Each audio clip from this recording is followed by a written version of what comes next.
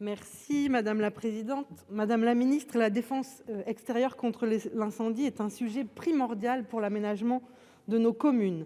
Alors que dans certains territoires, les règlements départementaux ont été élaborés avec pragmatisme et bon sens, dans d'autres, comme le département de la Seine-Maritime, c'est devenu une énorme épine dans le pied des élus. Pour certaines communes, le manque de foncier pour installer des bâches ou des réserves d'eau enterrées rend son application impossible. Pour d'autres, c'est le débit d'eau qui est insuffisant pour installer des poteaux d'incendie. Et pour toutes, ce sont des dépenses démesurées, allant parfois jusqu'à la totalité du budget d'investissement du mandat pour s'y conformer.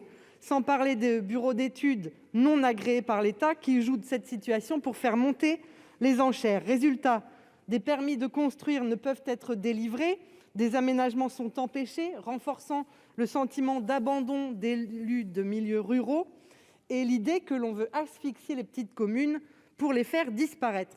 Alors la préfecture de Seine-Maritime, après nos multiples interventions, entend enfin conduire une révision de ce règlement départemental, mais uniquement à la marge à ce stade. Or, le rapport de nos collègues Maurey et Montaugé a montré que les préfets n'ont aujourd'hui aucun moyen pour évaluer les coûts de mise en conformité pour les communes.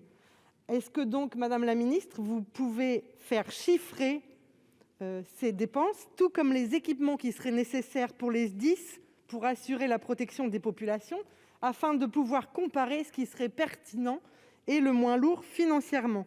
Quels accompagnements financiers pouvez-vous envisager pour soutenir les communes? En Seine-Maritime, par exemple, la part de la DETR consacrée à la défense incendie est passée de 1 à 8% depuis 2017, et on voit bien que davantage de dépenses prises par la DETR, ce seraient d'autres projets qui ne seraient pas financés pour nos communes. Et enfin, en matière d'ingénierie, j'ai bien entendu ce que vous disiez sur l'ANCT, mais je crois que sur ce domaine-là aussi, il y a d'énormes marges de progression. Je vous remercie. Merci. Madame la ministre.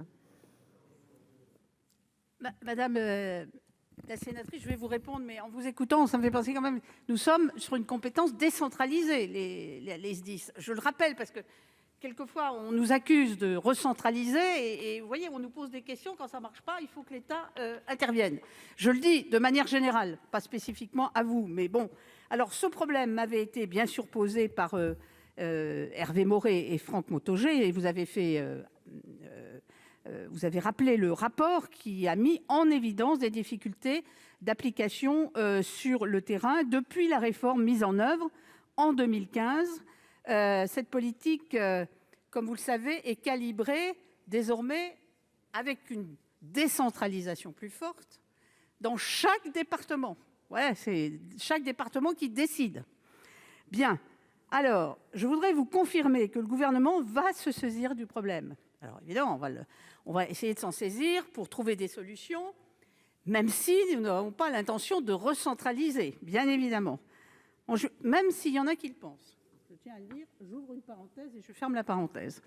En juillet dernier, j'ai donné un avis favorable sur un amendement porté par M. Maurey et plusieurs autres sénateurs demandant que le gouvernement remette un rapport au Parlement au plus tard le 1er juillet 2022, afin d'évaluer la mise en œuvre des règles départementales relatives à la défense extérieure contre l'incendie, notamment leurs conséquences en matière financière, d'urbanisme et de développement pour les collectivités locales en charge de ce service public. Donc, en clair, on va attendre le rapport et avec ce rapport, on va voir s'il est nécessaire de revoir cette décision de 2015 qui, en fait, a créé peut-être trop d'inégalités entre les départements. Je le dis comme ça. Voilà.